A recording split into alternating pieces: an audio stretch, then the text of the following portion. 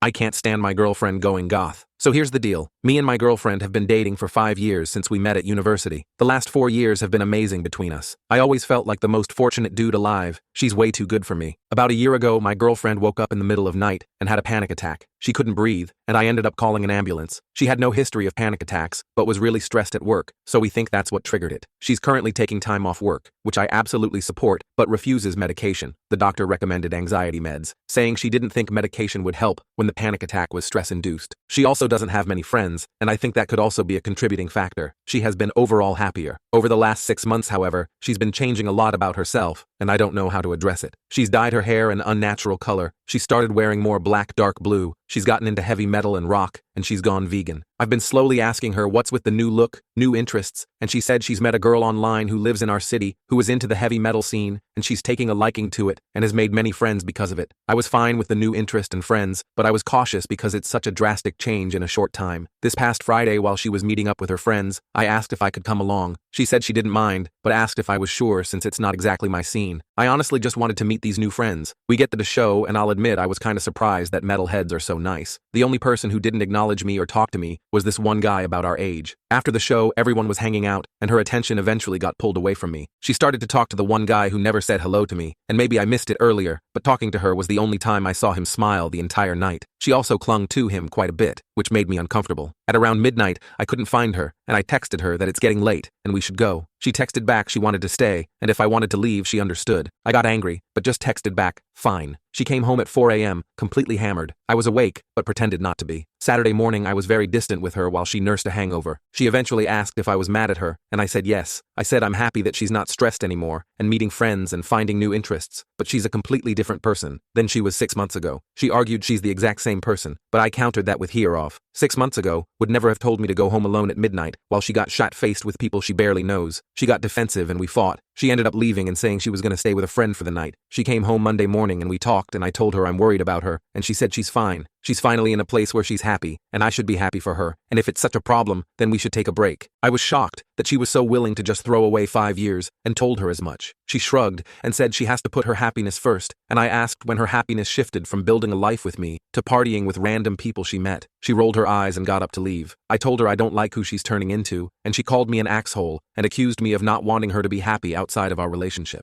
Go to part 2. I stood there watching her grab her purse, my hands shaking. The word stung more than I expected. She'd never called me that before, not once in 5 years. Her hand reached for the doorknob and I moved without thinking, stepping between her and the exit. Wait, please, I said, holding up my hands. Can we just talk about this? She crossed her arms, her newly purple hair falling across her face. The color still shocked me every time I saw it. Last month, it had been her natural brown, the same shade I'd run my fingers through 1,000 times. Now, it was this vibrant violet that caught the light in ways that made her look like a stranger. There's nothing to talk about, Brandon, she said, shifting her weight from foot to foot. You've made it clear how you feel. I noticed the black nail polish was chipped on her thumb where she'd been picking at it. 6 months ago, she would have fixed it immediately. 6 months ago, she wouldn't have worn black nail polish at all. I'm just worried about you, I said, trying to keep my voice steady. This isn't like you. She laughed, but there was no humor in it. Maybe that's the problem. Maybe I'm tired of being like me. Her phone buzzed. She glanced at it and I saw her face soften, a small smile playing at her lips. I knew without asking it was one of them. Probably that Luna girl who'd started all this. I need to go, she said, trying to move past me. To see him? The words came out before I could stop them. She froze. What? That guy from Friday night, the one who wouldn't even look at me but couldn't take his eyes off you. Her face flushed. His name is Damien, and he's just a friend. Friends don't look at each other like that. She pushed past me, yanking the door open. You know what? Maybe they do. Maybe that's what it looks like when someone actually sees you for who you are instead of who they want you to be. The door slammed behind her. I stood there for a long moment, staring at the closed door, before walking to the window. I watched her get into her car, a car we'd picked out together 3 years ago when hers had broken down. She sat there for a minute, her head resting on the steering wheel, before starting the engine and driving away. The apartment felt too quiet. I walked to the kitchen and saw her coffee mug still sitting on the counter, half full and cold. It was her old mug, the one with "World's Best Marketing Manager" printed on it, a gift from her team last Christmas. She hadn't touched it in months, preferring the black mug she'd bought at some concert. I dumped the coffee and washed the mug, placing it carefully in the dishwasher. Everything in our kitchen had its place. We'd organized it together when we'd moved in 2 years ago, each item positioned for maximum efficiency. She used to love how organized we kept things. Used to. My phone rang. For a second, my heart jumped, thinking it might be her, but it was my mom. Hi, honey. Just calling to confirm dinner on Sunday. You and Sophia are still coming, right? I stared at the calendar on the fridge. Sunday dinner with my parents. We'd been going once a month for the past 3 years. Sophia always brought her homemade brownies. I'm not sure, Mom. things are complicated right now. Oh no, is everything okay? I didn't know how to answer that. How could I explain that my girlfriend, the woman my mother had already started calling her future daughter-in-law, was becoming someone I didn't recognize? That she'd rather spend her Friday nights in dingy clubs with strangers than at home with me? We're just going through a rough patch, I said finally. Well, these things happen. You two will work it out. You always do. After I hung up, I walked to our bedroom. Her side of the closet was a mess of black fabric and band t-shirts I'd never seen her wear before. Shoved in the back were her work clothes, the pencil skirts and blouses she'd worn to the office every day before her panic attack. They looked abandoned, like artifacts from another life. I picked up one of the new shirts, Metallica. I didn't even know she knew who Metallica was 6 months ago. Her Spotify had been full of Taylor Swift and pop music. Now, when I passed by her laptop, it was all screaming guitars and pounding drums. The front door opened. My heart raced as I heard footsteps, but they were too heavy to be hers. Just me, called out Jake, my roommate from before Sophia had moved in. He still had a key for emergencies. I found him in the living room, looking uncomfortable. Hey man, Sophia called me. Said you guys had a fight and asked if I could check on you. She called you? I couldn't hide the surprise in my voice. Yeah, she was. Worried, I guess. Said you seemed really upset when she left. I laughed bitterly. She's worried about me? She's the one who's lost her mind. Jake sat down on the couch, the same spot where Sophia and I had spent countless nights watching Netflix. Want to talk about it? I found myself telling him everything. The panic attack, the slow changes, the new friends, Friday night at the metal show. He listened without interrupting, occasionally nodding. So she's changed, he said when I finished. People do that sometimes. Not like this. Not this fast. It's like she woke up one day and decided to be a completely different person. Maybe, Jake said slowly. She woke up and decided to stop pretending to be someone she wasn't. I stared at him. Whose side are you on? I'm not on anyone's side. I'm just saying, that panic attack sounded pretty serious. Sometimes stuff like that makes people reevaluate things. But we were happy, I insisted. We had plans. We were going to get engaged next year, buy a house, start a family. We had it all mapped out. Did she want those things? Or did you? The question hit me like a punch. I thought back to all our conversations about the future. Had she ever brought up marriage? Kids? Or had I always been the one painting that picture while she smiled and nodded? My phone buzzed. A text from Sophia. I'm sorry for calling you that. You're not an a-hole. You're just scared. So am I. I stared at the message, my thumb hovering over the keyboard. What could I say? That I was sorry for not understanding? That I wanted her to come home? That I missed the woman she used to be? Jake stood up. I should go. You going to be okay? I nodded, not trusting my voice. After he left, I sat in the silence of our apartment. Everything around me was exactly as we'd arranged it. The photos on the wall showed 5 years of smiles and adventures, vacations we'd planned months in advance, date nights at our favorite restaurants, holiday parties with coordinating outfits. In every photo, she was smiling. But now, looking closer, I wondered if I'd ever really seen her the way she looked Friday night at that club. The way her whole body moved with the music, like she'd been waiting her whole life to let go. The way she laughed with those people, loud and uninhibited. The way she looked at Damien, like he understood something about her that I never had. I picked up my phone and started typing a response to her text. Deleted it. Typed again. Deleted again. Finally, I settled on, can we talk? In person? She replied almost immediately. Tomorrow. Lunch at our usual place? Our usual place. The cafe where we'd had our first date 5 years ago. Where I'd asked her to move in with me. Where we'd celebrated her promotion to senior marketing manager. The promotion that had led to longer hours and more stress. And eventually to that night when she couldn't breathe. Okay, I texted back. I spent the rest of the day cleaning the apartment, trying to restore some sense of order. I vacuumed around the combat boots she'd left by the door. I organized the stack of vinyl records she'd started collecting. Bands I'd never heard of with names like Gojira and Opeth. I even tried listening to one, but the harsh vocals and heavy guitars just gave me a headache. As night fell, I found myself back at the window, watching the street below. Part of me expected to see her car pull up, to hear her key in the lock, to pretend this was all just a bad dream. But the street stayed empty, and the apartment stayed quiet. And I stayed alone with the growing realization that the woman I'd fallen in love with might have been drowning all along, and I'd been too busy planning our future to notice. The next morning arrived too quickly. I barely slept, replaying our conversation over and over. When my alarm went off at 7,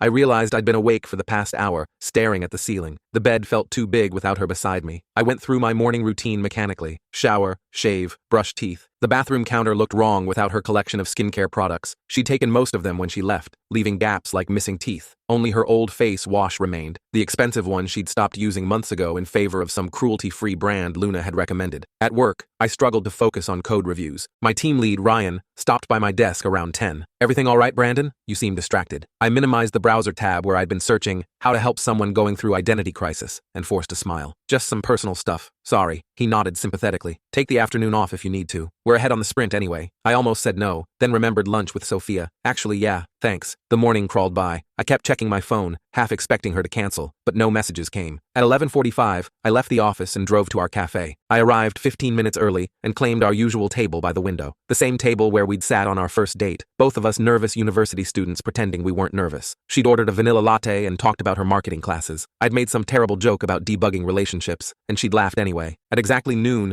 I saw her walking up the street. She was wearing all black again, ripped jeans, an oversized band hoodie, those combat boots. Her purple hair was pulled back in a messy bun. She looked tired, dark circles under her eyes that her makeup couldn't quite hide. She sat down across from me without a word. The waitress, who knew us both by name, approached cautiously. "The usual?" she asked. Sophia shook her head. "Just black coffee, please." Another change. She used to load her coffee with cream and sugar. We sat in silence until the drinks arrived. I watched her wrap her hands around the mug, her black nails stark against the white ceramic. "Thanks for meeting me," I said finally. She nodded, still not making eye contact. "I'm staying with Luna, just so you know." I figured. I paused, searching for the right words. "Sophia, I'm not coming back," she interrupted. "Not to who I was. I can't." The words hit me like physical blows. I leaned back in my chair, trying to process. "I'm not asking you to. I just want to understand." She finally looked at me then, and the pain in her eyes made my chest tight. "Do you? Or do you just want me to explain myself until you can find a way to fix me? That's not fair, isn't it?" She took a sip of coffee, wincing at the bitterness. "You've been trying to fix me since the panic attack, making sure I eat properly, suggesting therapy, planning activities to keep me busy. Like I'm some broken machine that just needs the right maintenance." I wanted to argue, but the words stuck in my throat. Hadn't I approached it exactly like that? Like a bug in code that needed debugging? "I was trying to help," I said weakly. "I know." Her voice softened slightly. "But I didn't need to be fixed, Brandon. I needed to figure out who I was when I wasn't culling myself trying to be perfect." She told me about the online support group where she'd met Luna, how they'd bonded over their shared experience with anxiety, how Luna had invited her to a show, promising it would help her feel something other than numb. That first night, standing in that crowd, feeling the music in my chest, it was like I could breathe for the first time since the attack, like all the pressure I'd been carrying just lifted. I thought about all the times I'd found her listening to that music with her eyes closed, looking more peaceful than she had in months. And Damien? Her jaw tightened. "What about him? Come on, Sophia. I saw how you two were at the show." She set down her mug harder than necessary. "He gets it, okay? He went through something similar after his divorce. He understands what it's like to wake up one day and realize you've been living someone else's life." The admission hung between us. I felt something cold settle in my stomach. "Are you—" I couldn't finish the question. "No," she said quickly. "Nothing's happened, but—" She trailed off, picking at her nail polish again. "But I'd be lying if I said I didn't feel something. And that terrifies me, Brandon, because I do love you. I just don't know if I love you enough to go back to being who I was." The honesty of it was brutal. I stared at my untouched coffee, trying to formulate a response that wouldn't sound desperate. "What if we tried something new?" I said finally. "What if I came to more shows with you, met your new friends properly? Maybe we could find some middle ground." She smiled sadly. "You hated every second of that show. You were checking your phone constantly, looking for an excuse to leave. And that's okay. It's not your scene, but it's mine now. I could learn to like it. Could you? Could you really stand there and enjoy music that gives you headaches? Could you hang out with people who stay up until 4 a.m. talking about bands you've never heard of? Could you watch me headbang until my neck hurts and not worry I'm damaging myself?" Each question felt like another nail in the coffin of our relationship, because we both knew the answer. "I just want you to be happy," I said, the words feeling hollow even as I said them. "No," she said gently. "You want me to be happy in ways you understand. There's a difference." My phone buzzed. A text from my mom asking about Sunday dinner. I showed it to Sophia without thinking, then immediately regretted it when I saw her face crumple. "I should go," she said, standing abruptly. "Wait, we haven't figured anything out." "Yes, we have." She pulled her hood up, hiding her purple hair. "We just haven't admitted it yet." I watched her leave, the bell above the cafe door chiming cheerfully as if mocking me. The waitress approached cautiously. "Everything okay, hun?" I nodded, not trusting my voice, and paid for our barely touched coffees. Back at the apartment, I found Jake in the kitchen making a sandwich. "How'd it go?" he asked. I slumped onto a bar stool. "She's not coming back." He paused in his sandwich construction. "To the apartment or to who she was?" "Both." Jake finished making his sandwich in silence, then slid half across to me. I wasn't hungry, but I took a bite anyway. "You know," he said carefully, "when my ex and I broke up, everyone kept saying we'd work it out, that 5 years was too long to throw away, but sometimes staying together just because of time invested is worse than letting go. This is different," I insisted. "She's going through something. She's not thinking clearly. Or maybe she's thinking clearly for the first time in years." I glared at him. "You don't know her like I do." "No, but I knew her before you two got serious. And honestly, this version reminds me more of who she was freshman year than who she's been the last few years." That stopped me cold. I tried to remember Sophia from when we'd first met. She'd been in my computer science elective, the only marketing major in a sea of programmers. She'd worn vintage band tees and argued passionately about music I'd never heard of. When had that changed? When had she traded those shirts for business casual and her passionate arguments for polite agreement? "She changed for me," I said, the realization hitting like a brick. Jake took another bite of sandwich. "Maybe, or maybe she changed changed for who she thought she needed to be. Either way, man, you can't compete with her figuring out who she really is. That night, I couldn't stop thinking about what Jake had said. I pulled out my laptop and scrolled through our photos from the past 5 years. There was a progression I'd never noticed before. The gradual shift from her eclectic style to more conservative choices. The way her smile became more controlled, less wild. The slow disappearance of the girl who'd worn a Ramones shirt to our first date. My phone rang. Sophia's mom. "Hi, Brandon. I'm trying to reach Sophia, but she's not answering. Is everything okay?" I hesitated. Sophia had always been close with her parents, but she'd also always been their perfect daughter, the one with the stable job and long-term boyfriend and 5-year plan. "She's staying with a friend for a few days," I said carefully. "We're working through some things." "Oh dear, is this about her job?" I told her not to take so much time off. Employers don't like that. "It's not about her job, Patricia." "Then what? You two have always been so good together. Whatever it is, I'm sure you can work it out. Maybe she just needs to get back to her routine. Structure is important when you're dealing with anxiety." I thought about Sophia at the metal show, more alive than I'd seen her in years. I don't think routine is what she needs right now. After I hung up, I sat in the dark living room, processing everything. The apartment felt like a museum to our relationship. Every piece of furniture carefully chosen together, every decoration a compromise between our tastes. Except now I realized they were mostly compromises in my favor. The next few days blurred together. Work, home, sleep, repeat. I kept expecting to hear her key in the lock, to see her purple hair in the bathroom mirror, to find her vegan leftovers in the fridge. Instead, the apartment grew quieter and emptier with each passing day. Thursday afternoon, she texted, "I need to get some things. Will you be home tonight?" I stared at the message for a long time before responding. "I can go out if you want." Number, we should talk. I left work early, nervous energy making it impossible to concentrate. I cleaned the apartment again, as if a spotless kitchen might somehow fix everything. I even bought her favorite wine, or what used to be her favorite. Did she still drink red wine, or had that changed too? She arrived at 7, using her key. She looked different again. The purple hair was freshly dyed, more vibrant than before. She wore a leather jacket I'd never seen, covered in patches and pins from bands I didn't recognize. She looked like herself, I realized. Not the self I knew, but herself nonetheless. "Hi," she said softly. "Hi." We stood there awkwardly before she moved past me toward the bedroom. I followed, watching as she pulled a duffel bag from the closet and started packing. "So that's it?" I asked. 5 years and you're just packing a bag and leaving?" She paused, a handful of black shirts in her arms. "What do you want me to say, Brandon? That I'm sorry for changing? That I'll dye my hair back and pretend the last 6 months didn't happen? I want you to fight for us." "I did fight," she said, her voice breaking. "I fought for years. I fought to be the perfect girlfriend, the perfect employee, the perfect future wife. I fought so hard I gave myself a panic attack." She resumed packing, movements sharp and angry. I noticed she left all her work clothes behind. "What about our plans?" I asked desperately. "The house? The wedding? The kids?" She zipped the bag closed and turned to face me. "Those were your plans, Brandon. You made them, and I agreed because that's what I did. I agreed to everything. I molded myself into what everyone else needed me to be until I couldn't breathe anymore. So what? You're just going to throw away everything we built to go party with metalheads?" "It's not about the parties," she was almost yelling now. "It's about feeling alive. It's about being around people who don't need me to be anything other than what I am. It's about discovering who I am when I'm not trying to be perfect all the time." "And Damien?" I couldn't help asking. "Is he part of discovering who you are?" She shouldered her bag. "Maybe. I don't know. But at least he sees me, Brandon. The real me. Not the version you fell in love with, but the person I actually am. I could learn to see that person too." She smiled sadly. "No, you couldn't. Because you're still waiting for her to turn back into who she was. And that person is gone, Brandon. She suffocated in her sleep a year ago, and I'm not bringing her back." She moved toward the door, then stopped. "For what it's worth, I'm grateful. For all of it. You were exactly what I needed for a long time. But now I need something else. Someone else. I need to be someone else. Sophia, please. I'll get the rest of my things this weekend. I'll text you when I'm coming." She paused at the bedroom door. "Take care of yourself, Brandon. Find someone who fits into your life the way you want them to. You deserve that." Then she was gone. I heard the front door close, the sound echoing through the apartment. I stood in our bedroom, my bedroom now staring at the half-empty closet. Her work clothes hung there like ghosts, remnants of a person who no longer existed. I pulled out my phone and scrolled to her contact. Her photo was from last Christmas, wearing the sweater my mom had knitted for her, smiling at the camera with perfectly styled brown hair. I wondered if she'd already changed her photo on her phone, if I was now just Brandon instead of Babe in her contacts. Friday passed in a haze. I called in sick to work, unable to face the normalcy of code reviews and sprint planning. Instead,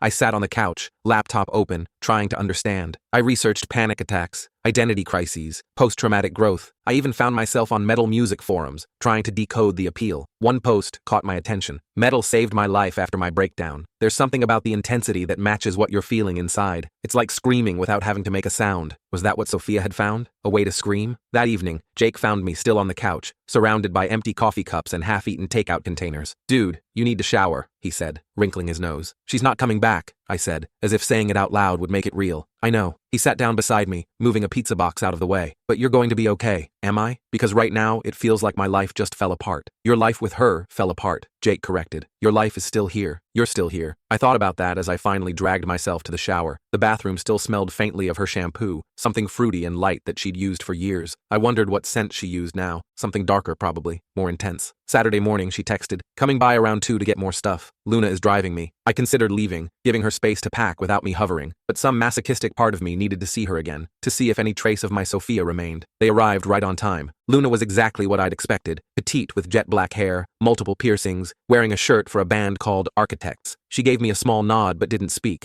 following Sophia to the bedroom. I heard them talking quietly as they packed, occasional laughter that made my chest ache. How was she laughing? How was any of this easy for her? They emerged with 2 more bags and a box. Sophia paused in the living room, looking around. I think that's everything, she said quietly. Your mug, I blurted out. The marketing manager one. She glanced toward the kitchen. Keep it. That's not who I am anymore. Luna was already at the door with the bags. Sophia started to follow, then turned back. Brandon, I know you don't understand this, but someday, I hope you realize I'm not doing this to hurt you. I'm doing this to save myself. From what? From me? From disappearing completely. She adjusted the box in her arms. I was fading away, Brandon. Becoming this ghost of a person, just going through the motions. The panic attack wasn't the problem. It was the wake-up call. And I was part of what you needed to wake up from. She didn't deny it. We were both playing roles, the perfect couple with the perfect future. But it wasn't real. Not for me. It was real for me, I said, my voice cracking. I know. That's what makes this so hard. She shifted the box again. But I can't keep pretending to be someone I'm not just because it's real for you. That's not fair to either of us. Luna appeared in the doorway. Soph, you ready? Sophia nodded. Yeah, I'm ready. She gave me one last look, something like goodbye in her eyes, then left. I watched from the window as they loaded her things into Luna's car, a hit-up Honda covered in band stickers. Sophia didn't look back as they drove away. The apartment felt cavernous without her presence. I walked through each room, cataloging what she'd taken and what she'd left. Her books remained on the shelf: business management, self-help, productivity guides, all the tools she'd used to build her perfect life, the life that had suffocated her. Sunday came too quickly. I'd forgotten about dinner with my parents until my mom called. Where are you two? Dinner's getting cold. I sat in my car outside their house, engine running. Mom, Sophia and I broke up. Silence. Then, what? When? Why didn't you tell me? It just happened. This week. I'm sorry, I should have called. Well, come inside. We'll talk about it. I'm sure it's just a misunderstanding. But it wasn't a misunderstanding. As I sat at my parents' dinner table, explaining as best I could while they exchanged worried glances, I realized Sophia had been right. They saw what they wanted to see: the perfect future daughter-in-law, the stable relationship, the grandchildren they'd eventually have. They couldn't see the woman who'd been drowning in their expectations. Maybe she just needs some time, my mom suggested. This whole panic attack business has clearly affected her judgment. Her judgment is fine, Mom. She's just different now. People don't just change overnight, my dad said firmly. She'll come to her senses. But she hadn't changed overnight. She'd been changing for 6 months while I desperately tried to hold on to who she'd been. And before that, she'd been slowly disappearing for years while we all applauded her transformation into the perfect partner. I left early, claiming a headache. The drive home took me past the venue where the metal show had been. On impulse, I pulled over and parked. The building looked different in daylight, less intimidating, more ordinary, just a converted warehouse with posters plastered on the walls. I thought about Sophia in there, moving to music I couldn't understand, finally feeling like herself. I thought about Damien, who saw something in her that I'd missed. I thought about Luna, who'd offered her a lifeline when she was drowning. My phone buzzed, a text from an unknown number. Hey, this is Luna. Sophia wanted me to tell you she's okay. She also wanted me to say thank you for letting her go. I stared at the message for a long time, letting her go, as if I'd had a choice, as if she hadn't already been gone, leaving piece by piece over the last 6 months, until only the shell remained. I typed back, take care of her. She's taking care of herself now, but I'll be here when she needs me. That night, I finally broke down. 5 years of memories crashed over me like a wave. Our first kiss outside the library, moving in together, arguing over where to put the couch, lazy Sunday mornings in bed, her hand in mine at her graduation, all of it tainted now by the knowledge that she'd been performing a role, playing the part of the person she thought she needed to be. Monday morning came regardless. I dragged myself to work, went through the motions of normalcy. Ryan asked if I was feeling better. I lied and said yes. During lunch, I found myself looking at Sophia's social media. She'd updated her profile picture, purple hair wild around her face, mid-laugh at some concert, looking more alive than any of our carefully posed couple photos. Her bio now read, "Finding myself, one song at a time." I scrolled through her recent posts, photos with Luna and others I didn't recognize, all black clothes and genuine smiles, a video of a band I'd never heard of, caption reading, "This speaks to my soul," a quote about rebirth through destruction. And then I saw it, a photo from Saturday night. Sophia and Damien at another show, his arm around her shoulders, both of them sweaty and grinning. The caption simply read, "Sometimes the best things come from the worst times." I closed the app, my chest tight. She was already moving on, already becoming someone new with someone new, while I sat in our old life, surrounded by the remnants of who we'd been. That evening, I started packing her things, the books, the work clothes, the little decorative pieces she'd chosen but left behind. Each item felt like an artifact from a past life. I found our photo album tucked behind some books and made the mistake of opening it. 5 years of history looked back at me, but now I saw what I'd missed before. The way her smile became more practiced over time, the way she posed instead of simply being, the slow fade from authentic to performed. Jake found me there, surrounded by boxes and memories. "You okay, man?" "She was drowning," I said, not looking up from a photo of us at her company Christmas party. She looked perfect in her cocktail dress, professional and polished. She looked miserable. She was drowning, and I just kept pushing her deeper. "You didn't know." "I should have. I should have seen it." Jake sat down beside me, picking up a photo from our vacation to Hawaii. Maybe. Or maybe she was so good at pretending that no one could have seen it. Maybe she didn't even see it herself until that panic attack. I thought about that night. The terror in her eyes as she gasped for breath. The way she'd clung to me in the ambulance. Had that been the moment? The moment she realized she couldn't keep pretending? "I loved her," I said quietly. "I know. But I loved who I wanted her to be, not who she was." Jake didn't disagree. We sat there in silence, surrounded by the debris of a relationship built on good intentions and fundamental misunderstandings. The next week passed in a blur of boxes and silence. I'd taken more time off work, telling Ryan I had a family emergency. Not entirely a lie. Sophia was family, or had been. The apartment looked like a storage facility now, her belongings sorted into neat piles, books she'd never read again, clothes that no longer fit who she'd become, kitchen gadgets we'd registered for but rarely used. Wednesday afternoon,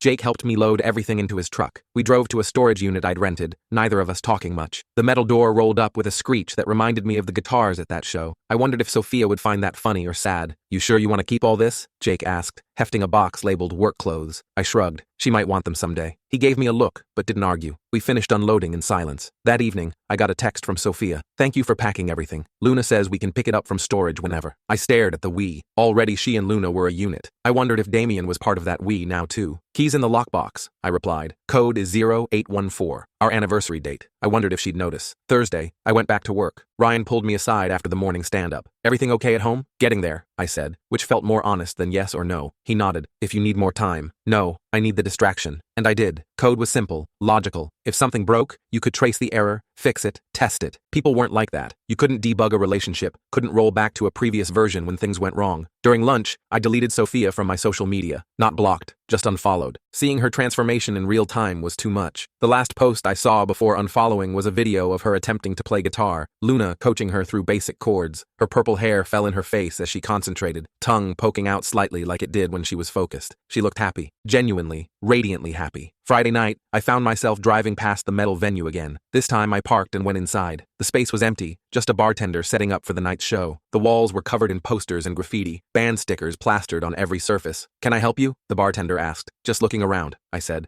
Someone I know comes here a lot." He nodded knowingly. "First timer?" "Something like that." I bought a beer and sat at the bar, trying to understand what Sophia saw in this place. The bartender, a guy named Kyle with full-sleeve tattoos, was chatty. "You don't look like our usual crowd," he said, not unkindly. "Yeah, I'm more of a jazz guy." He laughed. "Hey, music is music. Though I gotta say, there's something about metal that just hits different, especially when you're going through stuff." "Like what?" Kyle shrugged, wiping down glasses. "Divorce, death, mental health stuff. The music matches what you're feeling inside, you know? All that rage and pain and confusion. It's like therapy, but louder." I thought about Sophia's panic attack, the way she'd clawed at her chest, trying to breathe. Maybe she needed something loud enough to drown out whatever was screaming inside her. "You know a girl named Sophia?" I asked. "Purple hair, comes here with Luna?" His face lit up. "Oh yeah, Soph. She's cool, new to the scene but really embracing it. Her and Damien have been coming to all the shows lately." The casual mention of them together made my stomach turn. I finished my beer and left before the crowd started arriving. I didn't want to risk seeing them together. Saturday morning, my mom called again. "I ran into Patricia at the grocery store," she said without preamble. "She says Sophia won't return her calls. She's going through something, Mom. Patricia is worried sick. She says this isn't like her at all." I almost laughed. Of course it wasn't like her. That was the whole point. "Maybe Sophia needs space from everyone's expectations," I said. "Don't be ridiculous. She needs support, not space. Patricia is thinking of driving down to talk sense into her." "Mom, no. Tell Patricia to leave her alone." "But, she's an adult. She gets to choose who she talks to." My mom huffed, but eventually agreed to pass along the message. After we hung up, I texted Sophia a warning about her mom. She replied with just, "Thanks for the heads up." That afternoon, I started redecorating. Nothing major, just moving furniture around, taking down some photos, reclaiming space that had been ours to be just mine. I moved my gaming setup from the corner to the main wall, hung some of my old movie posters she'd always thought were too juvenile for the living room. Small changes, but they made the apartment feel less like a museum. Jake came over that evening with Chinese takeout and beer. Place looks different, he said, approving. Figured it was time. We ate in comfortable silence, watching some mindless action movie. During a commercial break, Jake mentioned casually, saw them at the grocery store today. Sophia and that Damien guy. My chopsticks paused halfway to my mouth. Yeah, they were in the produce section, arguing about whether to get organic or regular broccoli. She was laughing at something he said. I forced myself to take the bite. Chew, swallow. Good for her. Jake studied me. You sure you're okay? No, I admitted, but I will be. Sunday, I skipped dinner with my parents, claiming I had to work late. Instead, I went to the gym for the first time in months. Sophia had always been the fitness one, dragging me to yoga classes and morning runs. I preferred the weight room, the simple repetition of lifting heavy things and putting them down. Between sets, I thought about what Jake had said about seeing them together. Grocery shopping. Such a mundane couple activity. Were they a couple now? Had she moved on that fast? Or was I the one who'd been left behind long before I realized it? Monday brought a new sprint at work, a complex problem that required all my focus. I threw myself into it, staying late, coming in early. My teammates started joking about my sudden productivity. Trying to make us all look bad? Ryan teased. Just focused, I said. Tuesday evening, I was deep in code when my phone rang. Sophia's ringtone. I'd forgotten to change it, still the song from that movie we'd seen on our second date. Hello? Brandon? Her voice sounded small, uncertain. I'm sorry to call, I need the insurance information. For therapy. I blinked, surprised. Therapy? Yeah,